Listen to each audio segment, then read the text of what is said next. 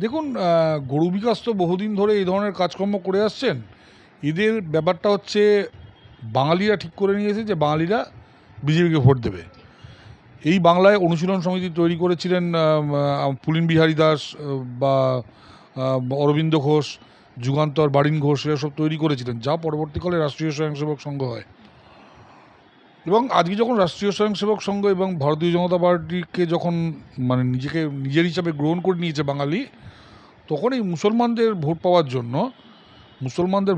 জন্য তখন নির্লজ্জভাবে বিভিন্ন রাজনৈতিক দল নেমেছে। এর মধ্যে সবার আগে বলাই বাহুল্য তৃণমূল এবং সিপিএম। মুসলমানরা বাল্ক ভোট দেয়।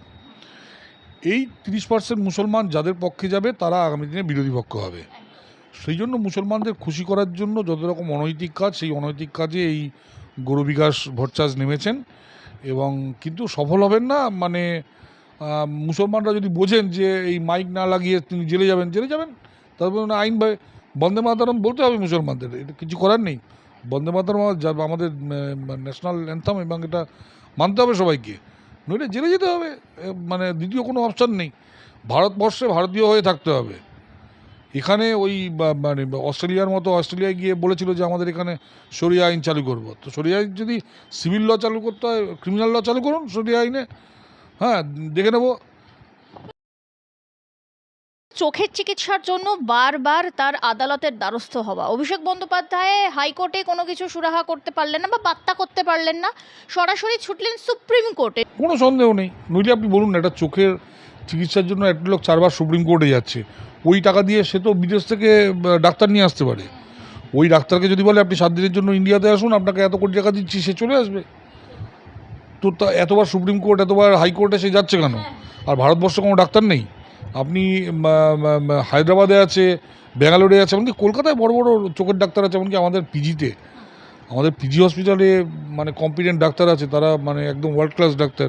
পিজিতে ইনফ্রাস্ট্রাকচার নেই, এটসেট্রা, সেগুলো তো সর্বনাশ করে দিয়েছে এই জ্যোতিবাবু এবার মমতা ব্যানার্জি, বুদ্ধদেবেরা।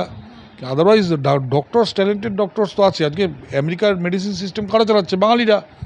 আজকে ব্রিটেনের মেডিকেল সিস্টেম কারা চালাচ্ছে? বাঙালিরা। তো সেখানে মানে আমাদের ট্যালেন্টেড তো হওয়ার নেই। সমস্যাটা হচ্ছে ও পালিয়ে যাবে দেশ থেকে, পালিয়ে যাবে, সেটাই আসল উদ্দেশ্য।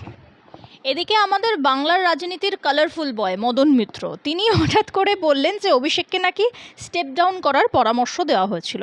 অভিষেক কিছুদিন রাজনীতি থেকে বিরত থাকবেন এবং বিদেশ যাত্রার অনুমতি চেয়েছিলেন তার জন্যই। আমেরিকা যাওয়ার পিটিশনের বিরোধিতা না করতে বলেছিলেন বলেও দাবি করেছেন মদন মিত্র। অভিষেক কি সত্যি রাজনৈতিক চাপ থেকে বেরিয়ে আসতে চেয়েছিলেন, নাকি বিজেপির সঙ্গে গোপনে কোনো সমঝোতা বা আমরা বলি না সেটিং তত্ত্ব, সেরকম করার জন্য তিনি চেষ্টা করেছিলেন? আপনি কি মনে করেন? দেখো, সেটিং করার তো একটা চেষ্টা তো করবেই। মানে যে কোনো লোক যখন দেখে তার বাঁচার কোনো রাস্তা নেই, কিন্তু মদন মিত্র বা কুণাল ঘোষের কথাতেই এটা বোঝা যাচ্ছে যে, এবং মদন মিত্র যে সত্যি কথা বলছে তার প্রমাণ কুণাল ঘোষ। কারণ কুণাল ঘোষ তারপর বললেন যে আমাদের ভিতরের কথা কেন বাইরে বলে দেওয়া হলো। ফলে মদন মিত্র যে সত্যি কথা বলছে তার প্রমাণ কুণাল ঘোষ। তো নিশ্চয়ই তাদের পাঠিয়েছিলেন সেটিং করার জন্য, কিন্তু অভিষেক ব্যানার্জি যা পাপ করেছেন, সেটিং তো সম্ভব না। 2021-এ আমরা হেরে যাওয়ার পর পরের 3 দিন কী অত্যাচার করেছে আপনারা কল্পনা করতে পারবেন না। চারিদিক থেকে ফোন আসছে, চারিদিকে হাসপাতাল, লোকের বাড়িতে আগুন ধরিয়ে দিচ্ছে, অটো পুড়িয়ে দিচ্ছে, রাস্তার পাশে দোকানে আগুন ধরিয়ে দিচ্ছে, লোকজন, ছেলে মেয়ে, এমন লোক আছে গ্রামের দিকে আপনার বর্ধমানে যারা পরের 5 বছর গ্রামে ফিরতে পারেনি, এমন লেভেলে অত্যাচার এরা করেছে। বীরভূমে আছে যারা গ্রামে ফিরতে পারেনি, বাড়ি দখল হয়ে গেছে, ফ্ল্যাট দখল হয়ে গেছে। এবং এই পুরোটা হচ্ছে মমতা ব্যানার্জি এবং অভিষেক ব্যানার্জির প্রত্যক্ষ মদদে। কারণ প্রত্যেকটা পুলিশের এসপি তারা রিপোর্ট করতো মমতা ব্যানার্জিকে। মমতা ব্যানার্জি প্রত্যেকটা এসপিকে বলে দিতেন যে অভিষেকের কথা শুনে যে যেখানে বাড়ি লুট করছে, জমি লুট করছে বা পুকুর লুট করছে, তাদের সেটা করতে দাও। সেই জন্যই কাজগুলো হয়েছে। ফলে অভিষেক ব্যানার্জির আজকের দিনে আমার মনে হয় যে কোনোরকম কোনো সেটিং করে কিছু বাঁচার কোনো রাস্তা আছে। একটা খুব ট্রেন্ড দেখা যাচ্ছে বা বেশ কিছু জিনিস ভাইরাল হচ্ছে এই কারণেই, যেহেতু অধিকাংশ মানুষ এখন সোশ্যাল মিডিয়া ফলো করেন। সোশ্যাল মিডিয়ায় দেখা যাচ্ছে যে মাত্র 3 মাস হলো আর কি পালাবদল হয়েছে, অনেক ক্ষোভ বাইরে প্রকাশিত হচ্ছে নতুন সরকারের বিরুদ্ধে। তার মধ্যে অন্যতম হচ্ছে অবশ্যই অন্নপূর্ণা ভাণ্ডার নিয়ে এখনো পর্যন্ত, মানে অগস্ট মাসে টাকা না ঢোকা ইত্যাদি। বা কিছুদিন আগেও আমরা দেখলাম যে কিভাবে আর কি নানা রকমভাবে এই হকার উচ্ছেদ নিয়ে একটা বিরূপতা তৈরি হয়েছিল।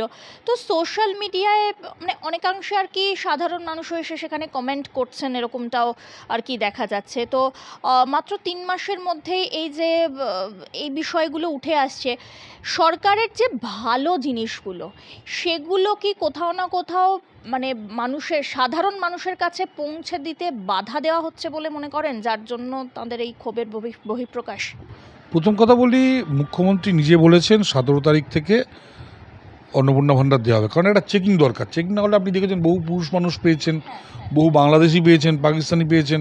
আমরা সেটা চাই না, আমরা চাই যারা প্রয়োজন। এবং দেখুন, 1 কোটি মহিলা তো পেয়েছেন, 1 কোটি মহিলা পেয়েছেন, আরও হয়তো 70-80 লাখ মহিলা হয়তো পাবেন।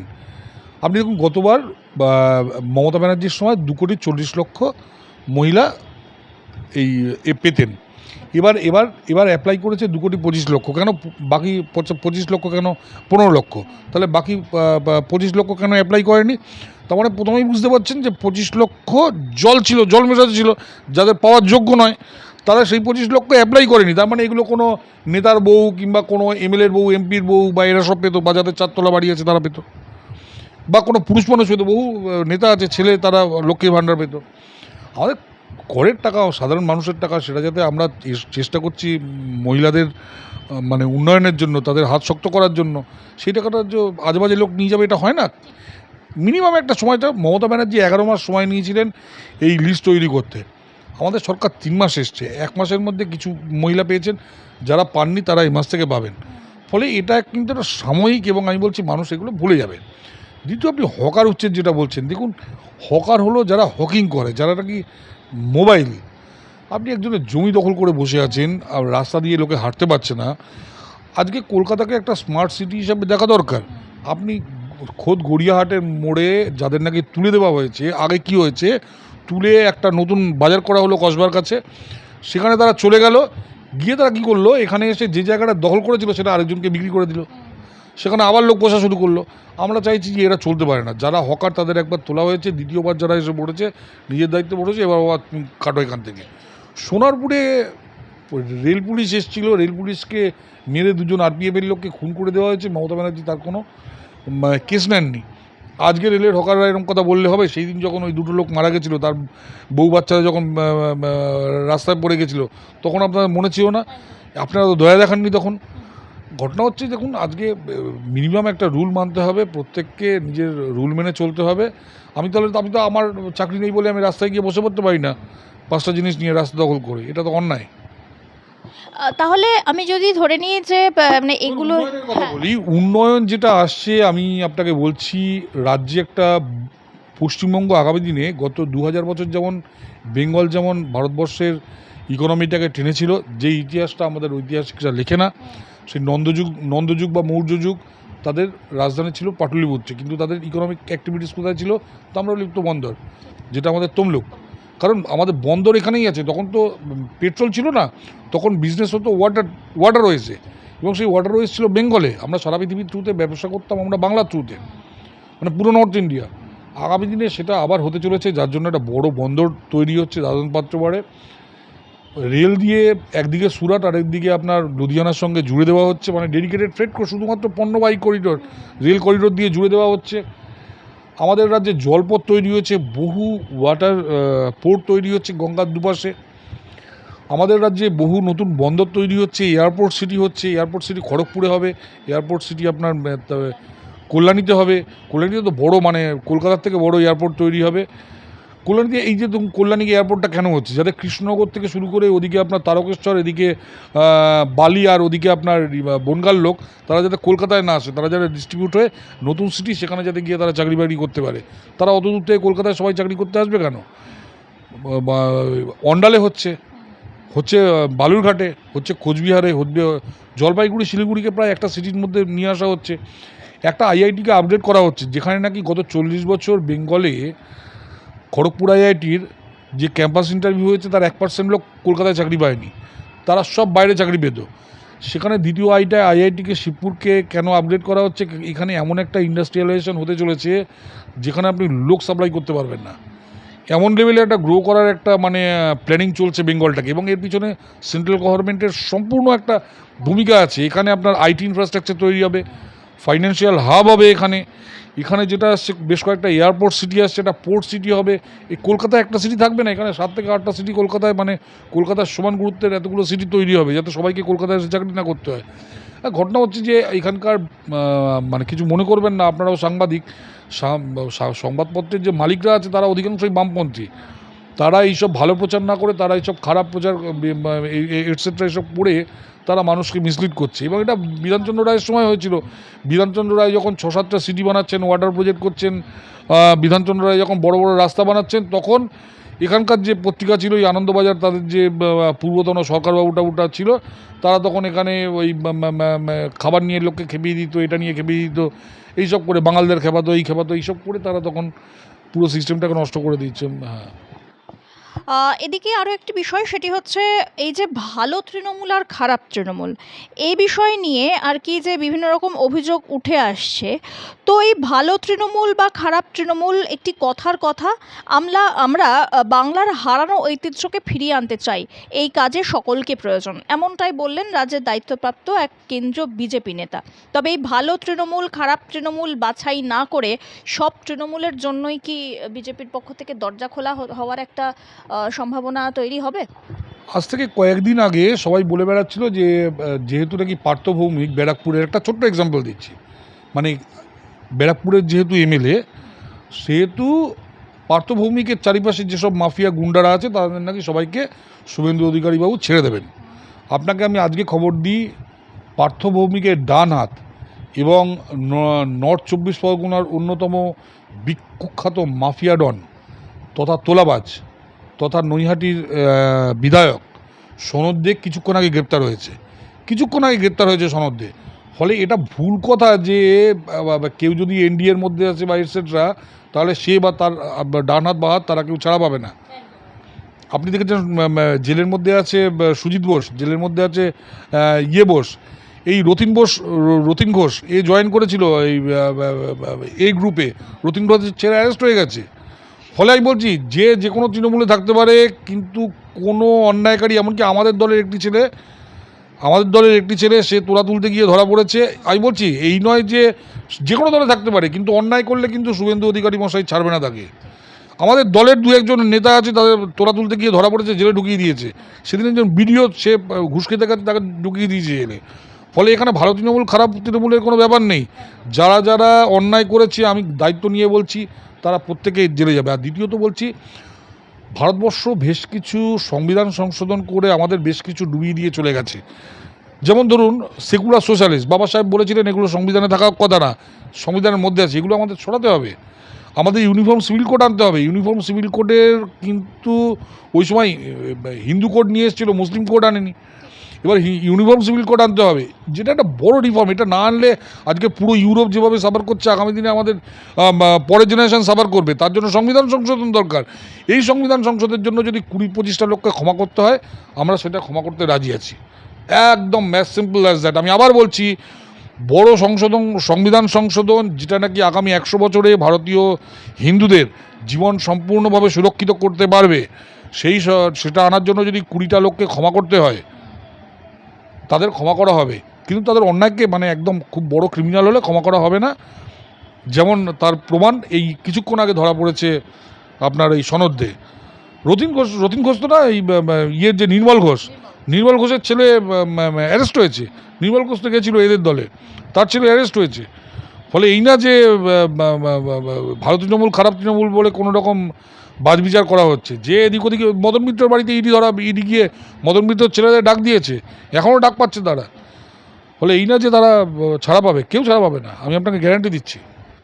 একাংশের বিরোধীরা আবার বলছেন যে এই ওয়াশিং মেশিন থিওরি, যেটা আর কি এতদিন ধরে বঙ্গ রাজনীতি তথা দেশীয় রাজনীতিতে অত্যন্ত আর কি একটি কমন ফ্যাক্টর ছিল, এবারে এই যে যারা আর কি হঠাৎ করে যারা পালা বদলের পরে মানে বিজেপির গুণগান করছেন আর কি, অথচ এতদিন পর্যন্ত যারা বিজেপির নেতা মন্ত্রী থেকে শুরু করে সাধারণ কর্মী সমর্থকদের উপরে কোনো রকম অত্যাচার করার জন্য দুবার ভাবেননি, তো তারা যদি আস্তে আস্তে এই বিজেপির সান্নিধ্য চায়, তবে তাদের বিরুদ্ধে যে এক গুচ্ছ অভিযোগ, সেই অভিযোগগুলোর কি হবে এই নিয়ে এক পক্ষের বিরোধীরা তারা প্রশ্ন তুলছে। না, আমি তো বলছি যদি সেরকম ব্যাপার হতো তাহলে সনদে জেলে যেত না। এরা তো সব পাল্টি খেয়েছিল। এরা কাকলি ঘোষের খুব কাছের লোক একজন, আমি নামটা মনে পড়ছে না, সে জেলে গেছে সে, ঠিক আছে। এবং চারিদিকে এরকম একটা দুটো না, চারিদিকে এইরকম বহু এক্সাম্পল আছে যারা নাকি পাল্টি খেয়েছিল, ভেবেছিল যারা পাল্টি খেয়ে তারা ভারত তৃণমূল সেরে যাবে। শুভেন্দুবাবু কাউকে ছাড়েনি, তাদের সবাইকে জেলে পাঠাচ্ছে। গভর্নমেন্ট অফিসার একজন সেদিন জেলে গেছে, সে পাল্টি খেয়ে বেশ দিব্যি গেরুয়া নামাবলি পরে ঘুরছিল, হঠাৎ তুলে তাকে জেলে ঢুকিয়ে দেওয়া হয়েছে। অনেকেই ভাবছেন গভর্নমেন্ট অফিসেও অনেকে আছেন সকালে টিকলি ফিকলি পরে ঢুকছেন নিজেকে হিন্দু প্রমাণ করার জন্য, জীবনে কোনো দিন সে মাথায় টিকা ফিকা দেননি, জেল তো যেতেই হবে, মানে কোনো চান্স নেই।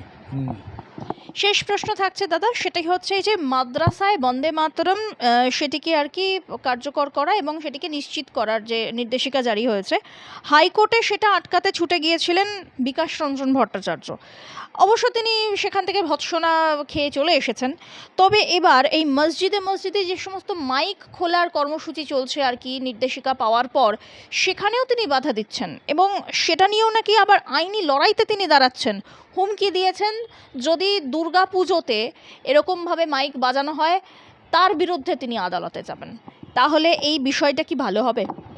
দেখুন, গরু বিকাশ তো বহুদিন ধরে এই ধরনের কাজকর্ম করে আসছেন।